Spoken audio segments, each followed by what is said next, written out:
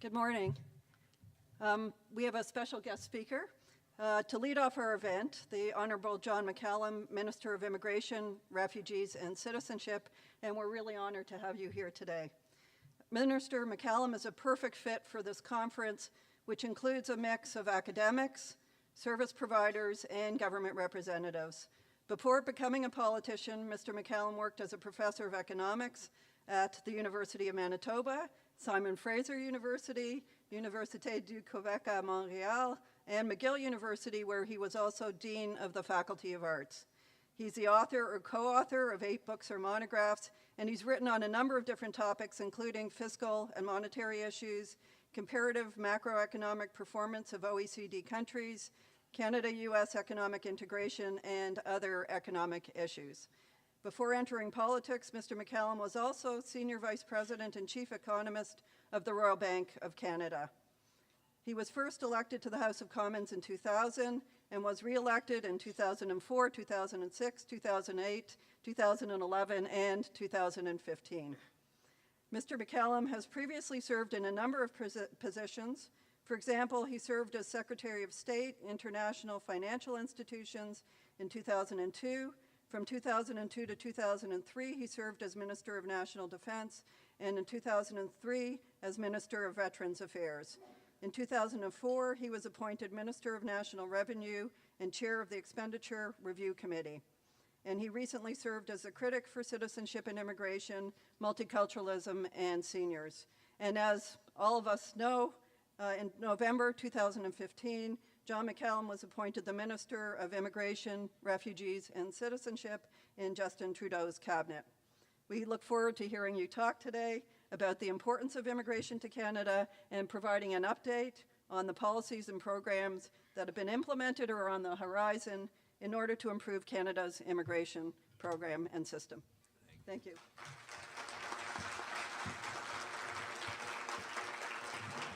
Thank you very much, and good morning. Bonjour à tout le monde. It's a real pleasure to be here among fellow academics in my old life and people working on immigration in my new life. I really like to have the opportunity to talk to all of you who, many of you are on the ground helping with the refugees and other matters, and so it's a good time since we're now approaching a number of anniversaries to take stock of what we've done and to look forward to the future. We've done things well, but as our Prime Minister likes to say, better is always possible. So I think we can learn from what we've done. And while much of it was first rate, we can still improve upon it for the future. And I think maybe that's the mindset we should have. So I like to speak, but I prefer to answer questions. So let's say I'll talk for maybe 10 minutes or not much more than that, and then I'd be delighted to answer any questions you may have. So please don't be shy and about anything you want. So look, I think the first thing I should say is that I don't think I've ever felt prouder to be a Canadian than after we were able to bring 25,000 people, now it's up to 33,000 from a terrible civil war across the waters to become Canadians here. I think that was a huge achievement, and what makes me proud is not so much that we got the job done, but we did. So I commend all of you, I commend my department officials, I commend all of the agencies involved, so many people, all the provinces were totally with us. I remember speaking to 30 mayors, I believe. You can't talk to 5 mayors or 25 get mad, so you have to talk in groups of 25 or more. But everybody was on side, and that was great. But what makes me most proud is that at a time when so many countries are closing their borders or edging the door shut to refugees, Canadians came out in great numbers, and it was evident that Canadians across the whole country were highly welcoming to our new Syrian fellow citizens. So I was extremely proud of the response of the people of Canada to this initiative. And we are now on the verge or approaching a number of anniversaries. I was reminded that today is the 1-year anniversary of the Governor General's meeting, which helped to kick off this initiative as a truly national project. And we have the first plane arriving in Montreal, the anniversary coming up on Friday, I believe, or is it Saturday? And following that, Montreal. And I must say that while the Toronto arrival with the PM there and the picture going across the world gets most of the press, from an emotional point of view, the one that really touched me the most was probably Montreal. And the reason is there's a little difference between the Montreal and the Toronto process. In Montreal, il y avait deux grands édifices. Dans le premier édifice, les réfugiés sont arrivés, ils ont fait tout ce qu'il fallait faire pour devenir des résidents permanents.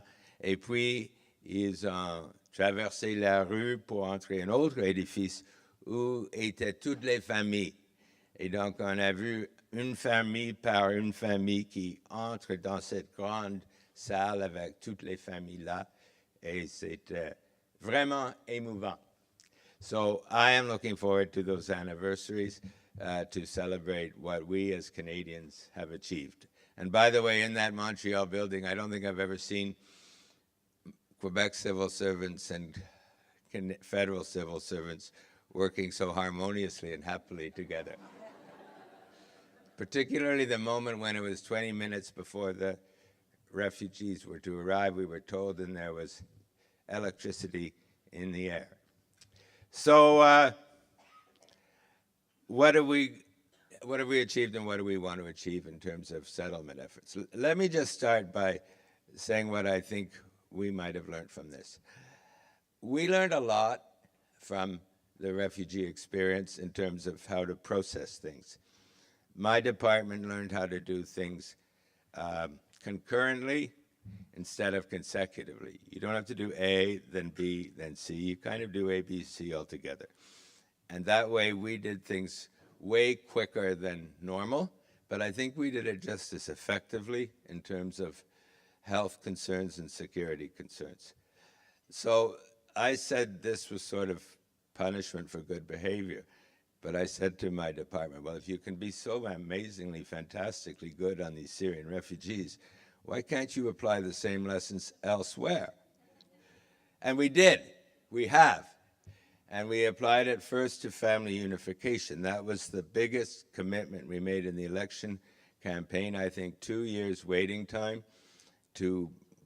for a husband and wife to reunite is unconscionable.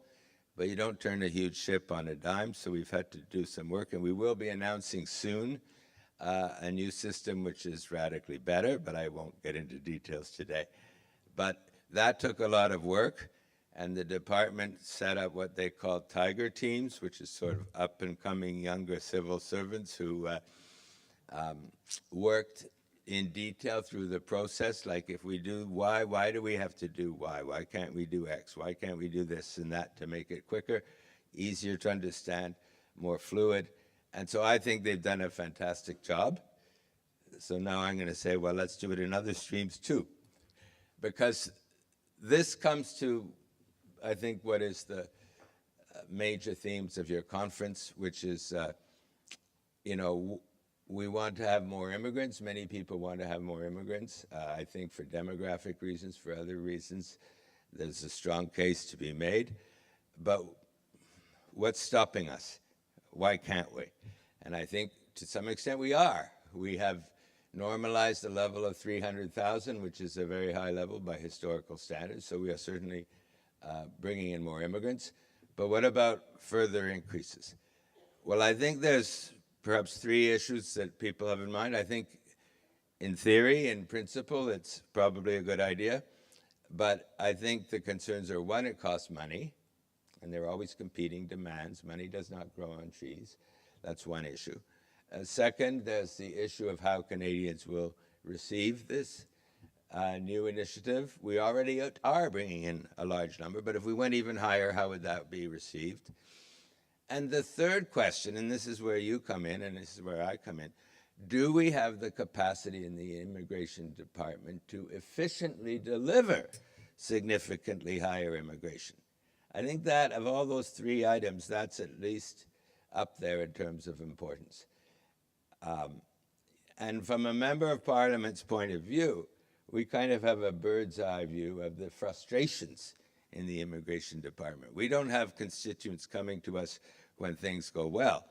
We have constituents coming to us when things go badly, and things very often do go badly.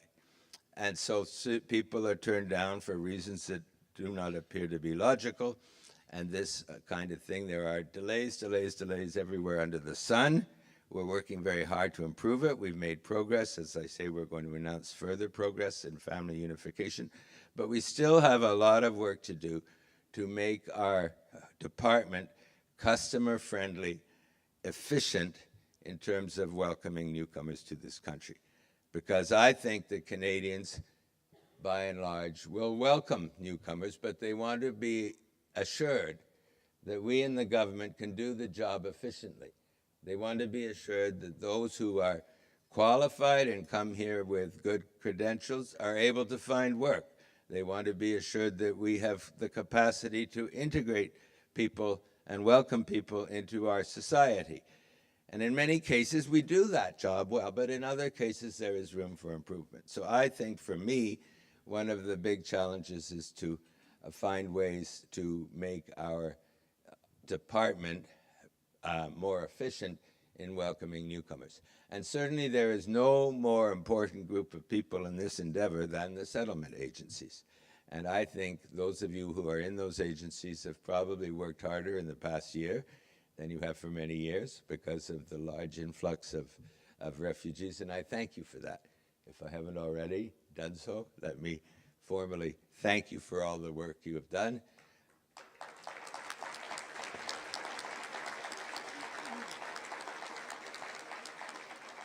But in the next breath, let me say there's a whole lot more work to do. Not necessarily numbers as big as this year for refugees. The numbers won't be as big in 2017 as they were in 2016 for refugees. But in terms of making our system seen to be and effectively to be more efficient, more welcoming, more customer friendly. And one of the things I think we ought to do is we spend close to $1 billion a year on immigration and refugee settlement. And I'm not sure we have a good explanation to taxpayers as to exactly how this money is spent. I think we need greater accountability, greater clarity of mission, perhaps more of a common national mission across the board, and more reporting of results, of outputs, more evaluation of what we are actually achieving in a place-by-place basis across the country. This is not the fault of the settlement agencies that we are not at that spot. It is more our fault because it is up to the department to set the mission, to ask for the information, to monitor, analyze, report on that information. So I think going forward, that is going to be a big part of what we are trying to do. So I said I didn't want to talk too long. Let me just conclude by saying a few of the other things we've been up to.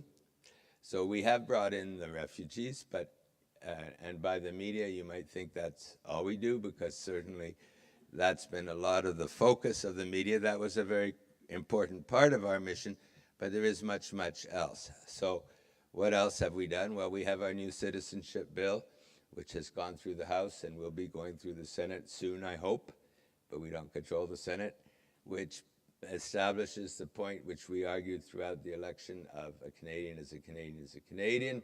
There is one, not two, classes of Canadian. We are moving to make it way easier for international students to become permanent residents. When I look around the world, I think that international students are the #1 group we should target to become permanent residents. They're educated, they speak English or French, they are quite young usually, they understand the country, so we need them. And so we have to convince them that they're better off to come to Canada's cold winters than to Australia's warm beaches. And one way to convince them of that is to do what we've already done, which is to have additional points under express entry so that it will be easier for more international students to become permanent residents. We've implemented that.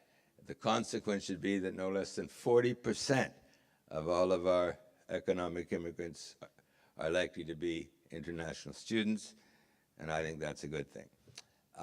We also have a global talent strategy, which makes it easier for people, especially in high-tech areas, to come in more quickly with fewer barriers.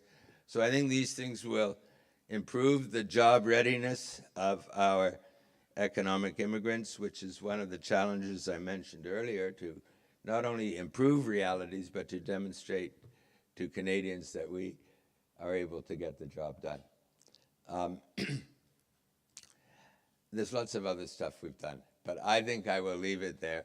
I look forward to your questions, and thank you very much. Merci beaucoup.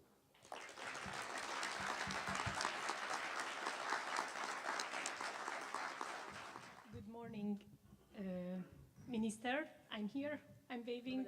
It's okay. Oh, hello. Hi. My name is Heini Hős, and I'm from the New Canadian Centre in Peterborough. Very nice to meet you again. We have received close to 300 refugees since April 1st, both government-assisted and privately sponsored. And the model we used to avoid the two-tier refugee system was that we were able to match each government-assisted family with a group of 10 volunteers, not only utilizing the community capacity, but also making the government-assisted refugees integration a lot better. And this saved our life, but also took their integration to a lot higher level. So my question would be that with decreasing government-assisted refugee target numbers for next year, where do you see the role of smaller centers, smaller rep centers after April 1st? Smaller centers. Well, if you mean in smaller places, Yes, like not in Toronto and Vancouver, exactly. then I certainly agree 100%. I probably would anyway. But especially, this raises, well, you raise a couple of issues. First of all, I'm delighted that you're working to find volunteers to support the government-assisted refugees. That is fantastic. I mean, one of the problems we have had is that I'm probably the only immigration minister in the world who hasn't been able to produce refugees fast enough to satisfy the demands of all the Canadian families who want to take them in. Now, that's a great problem to have. It speaks to the generosity of Canadians, but it's also a problem, and we've done certain things to fix that problem. But I think the privately sponsored refugees tend to integrate quicker, tend to get jobs quicker, partly because they have a sponsor, and partly because the government-assisted refugees are truly the most vulnerable. I'm not saying the privately sponsored aren't vulnerable too, but the government ones are almost uniquely vulnerable. We got their names from UN. Typically, they speak not a word of English or French, have very little education, so they'll take longer to integrate. And so to the extent that the energies of Canadian people can be directed towards helping those people who are really the most vulnerable, the most in need, that's fantastic. So thank you for that. On your point about the smaller communities, absolutely. One thing about Canada is we have a constitution, and the constitution says a permanent resident can live wherever they want. So there's a natural tendency to accumulate in places which have lots of other new Canadians, like Toronto. And there's nothing wrong with Toronto. But there are many other parts of the country crying out for immigrants, for refugees who have trouble getting them. And so that is why when we did the refugee process, that's government-assisted refugees is the one area where we do have a certain amount of discretion over where the immigrants go, at least in the first instance. So we had to decide where each of the government-assisted refugees went. And we did our best to spread them evenly across the country. So they weren't all descending upon Vancouver, Montreal, Toronto, Calgary, etc. We tried to disperse them, and to some extent that worked. So I think that to the extent we can get not only refugees but immigrants to go more broadly across the country and supporting smaller groups such as yours, that's a good thing. And that's why we have a special pilot program in Atlantic Canada, where we have provided additional immigrants to Atlantic Canada, but on condition that the provincial governments there and the companies there do everything they can to keep those people there. You know, it's not much good if you go to Atlantic Canada and then you take a plane to Toronto the next day. So they are working to be more welcoming, to retain the people, and we are providing immigrants because Atlantic Canada is ahead of the rest of us in terms of an aging population and needing more immigrants. It's a slightly long-winded answer, but is there there's a few hands I see. I have Yes. the microphone. So my name is Emily Coyle. I work at the National Capital Region YMCA, YWCA here in Ottawa. But in my volunteer capacity, I also do some legal work around helping people who came to Canada as minors and around the deportation issue for people who came to Canada as minors. And just so everyone knows, I wanted to thank the minister because you did intervene in a case in Nova Scotia recently, a woman named Fliss Cramen who was about to be deported, and you intervened and she has her permanent residency back, so I wanted to thank you for that. Thank you. It was extremely important, and we were all just really, really thankful. And I just wondered, my question is the deportation of people who came to Canada as minors something that's continuing to be on your radar? And will you be looking into that in the future in terms of changing some of the policy and the law around that? The short answer is yes. You mentioned that one case, which does reflect my point of view, but I'm never allowed to talk about individual cases, but we do work carefully on each such case in close association with my colleague, Ralph Goodale, and I think deportation of minors, of people who have been in Canada since they were very young, should be a very, very, very rare event. But I can't really say more than that.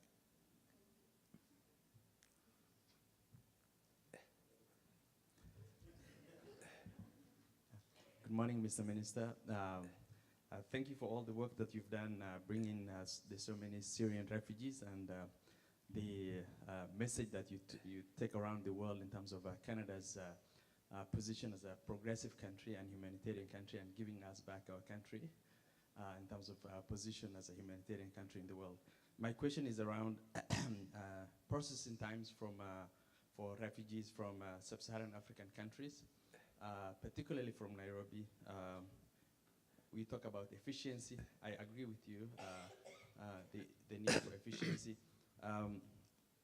We've maintained caps and sub-caps on various visa posts in Africa, particularly in Nairobi now. It's been 5 years of having these caps on Nairobi Place. Processing times hasn't changed. It's still 5 years, which is brutal. It seems to me that the caps are not working. The communities from sub-Saharan Africa sees these through racial lines. Will you put more resources in these sub-Saharan Africa visa posts so that the processing times are quicker and people are able to reunite faster? That's a really good question, and I have been approached by others on this, and this is certainly something we're looking into. I think the capacity we have in Africa is not up to the demand, and there are varying situations around the world.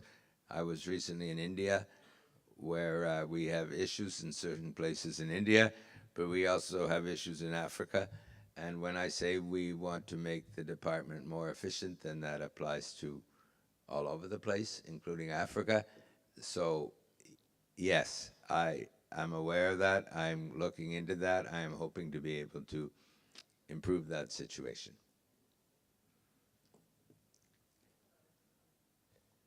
Mr. Minister, thank you for your remarks. And I appreciate especially the positive things you said about immigration research. So my question is about immigration research rather than immigration itself. Immigration researchers rely on data provided by the government, and it's been very important that the new government followed through quickly on its promise to restore the long-form census, which is of great value to people in our area. So thank you for that. But my question is, yes, you see that people care about that. My question is about other sources of data, and one of the most valuable sources of data on immigration has been the Ethnic Diversity Survey. That's a survey that was done in 2002, I'm sure you know, 40,000 interviews across Canada, overemphasizing immigrant groups and their visible minorities and the children of immigrants. And so my question is there an opportunity for the Minister of Immigration to propose to the government that the Ethnic Diversity Survey be repeated now for a number of reasons? The original survey was done to resolve a question about the census, but now we have the question of how the diversity of Canada has changed, especially since 9/11. The Ethnic Diversity Survey was used for a very important book on the Muslim question in Canada by Abdi Kazemipour, but it very much needs updating, and it could be updated with a special sample of refugees, which is a very important issue. It would enable us to have really an invaluable view on the situation of refugees in Canada today. So do you have that opportunity to make that proposal? Well, look, the long-form census was clearly a no-brainer from our point of view, and I think that issue has been fixed. I have been an academic very slightly longer than I've been a politician. The politician part is catching up, but it's still a year or two longer that I've been a professor than a politician. And so obviously I understand the importance of research. We are funding some 25 SSHRC projects related to the Syrian refugees, and we clearly believe that if we want to do better in the future, if we're going to implement this principle that's better is always possible, then we have to find out how it went for what we've already done and learn lessons from that to apply to the future. So yes, I'm totally with you on that. And our ethnic diversity survey, I should have known about that, but to be honest, I didn't. But I've written it down because, you know, we talk about diversity in our government all the time, and we truly believe in the value of diversity. And one of the things our Prime Minister says most often is that Canada does well not in spite of our diversity, but because of our diversity. And coming from Markham, arguably the most diverse riding in the country, at least that's what we claim, I see diversity at work every day, and I see that it works. It can't be taken for granted, but by and large, I don't say we're a model to the world very often, because I think that's an overused phrase, but I think in the area of diversity and being effective in that area, we are doing very well. And there are many other countries who come to us and ask how we do it. So it would be a very natural thing for our government to repeat or continue such a survey. So I've written it down and I'll look into it. Thank you. I think there was a question. Good morning. Good morning. And is this on? Thank you for being here, sir. I come from a very northern rural town in British Columbia, Fort St. John, a lot of oil and gas. And we have a settlement program in the school, Swiss, that I'm the program coordinator for. We do have a lot of immigrants that come to Fort St. John to work. As we all know, the economy in Alberta and BC in the last year hasn't been great. There's a lot of people out of jobs. And so it's getting more and more difficult to, because the media focus is a lot on refugees and what we're doing for refugees. And we've gotten some refugee families, and even in small town Fort St. John, and they're absolutely fantastic. They're the most wonderful people. They're integrating very well. I don't know if a lot of you know where Fort St. John, BC is, but we already have 3 feet of snow and it gets to be 40 below. Nobody wants to go to Fort St. John, BC. These families did, and they love it. We have a huge immigration population in Fort St. John. That all being said, we have a wonderful group of volunteers in the community, but we also have the population that have been born and bred there. Some people are losing their jobs. It's become very difficult for us on the front lines to constantly, even going down the street, going to Tim Hortons, going to Canadian Tire, defending the amount of immigrants that are coming into Canada. And I believe that's because of the media focus. And so I'm just wondering how to address and deal with that, because as Canadians, we have big hearts and we're very diverse, and as much as I go into the schools and I go into the community and I do my cultural awareness and I talk about, there's probably not one person in this room who is not from a different heritage. You have a different culture. The neck of the woods that I live in, it's becoming increasingly difficult to, I don't even know what my question is.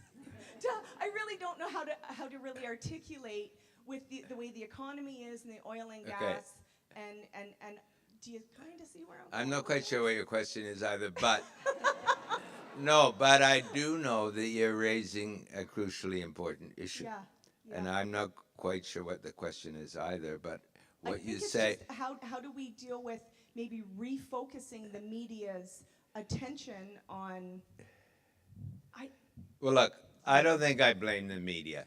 I think the media has had a lot of really, really good, positive reports about the refugees. They also report some of the negatives. Well, that's the job of the media. Absolutely. So I don't really blame the media. And you seem to be almost saying two things. On the one hand, the refugees have done very well in your community. Yes. On the other hand, are you saying the majority think it's not a good idea that they're there? Yeah. Yes? Yes. Okay. And they're the four refugees that we have.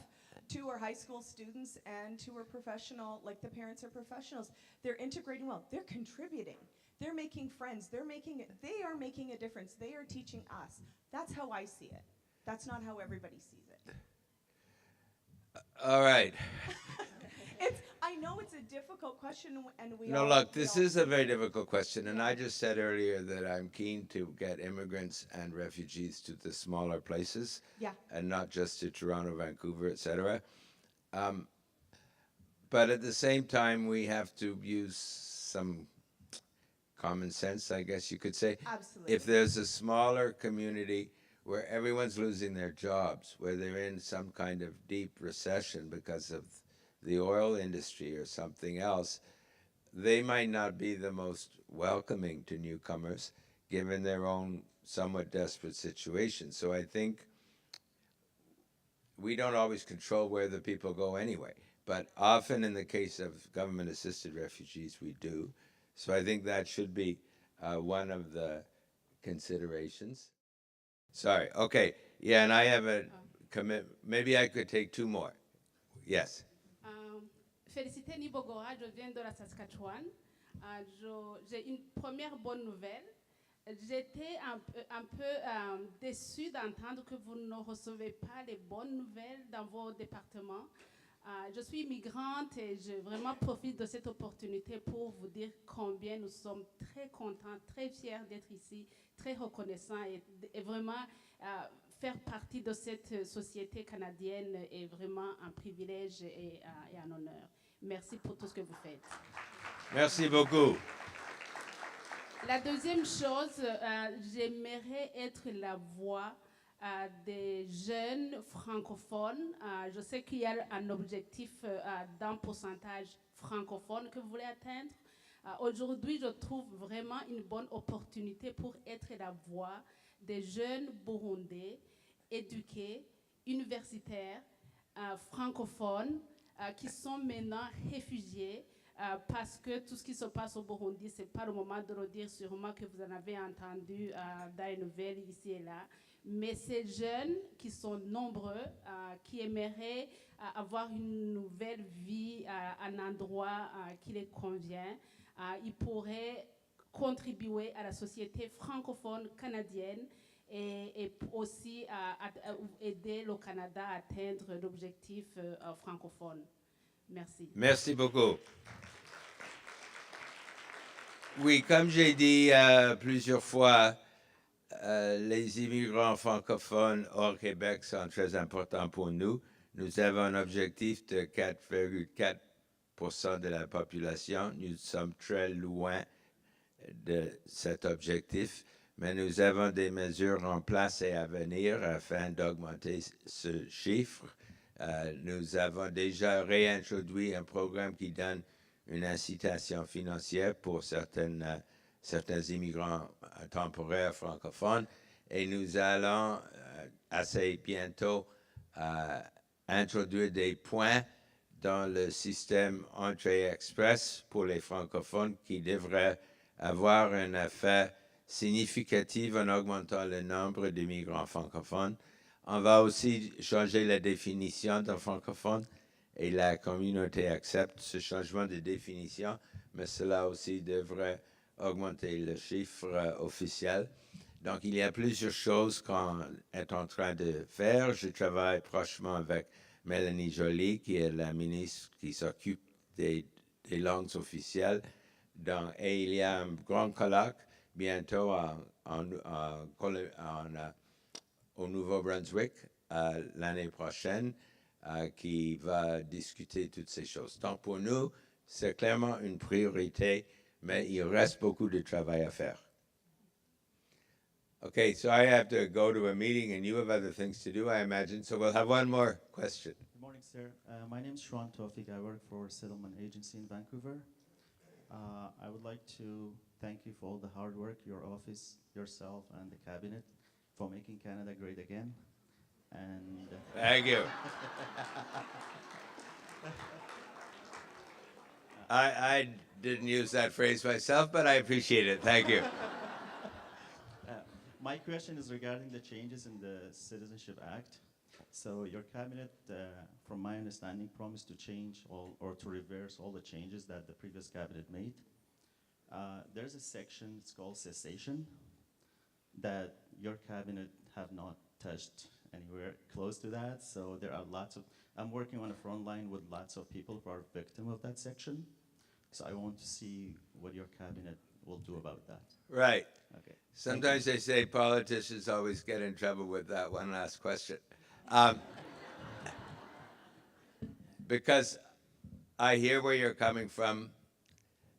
I don't think we've come to a firm position on that, but I would certainly agree with you that that provision has been overused in the past, and we are looking into it seriously, but I don't have an official position to give you today, but it is something we're certainly looking into. Thank you. On that note, thank you all very much. Pleasure to be with you today.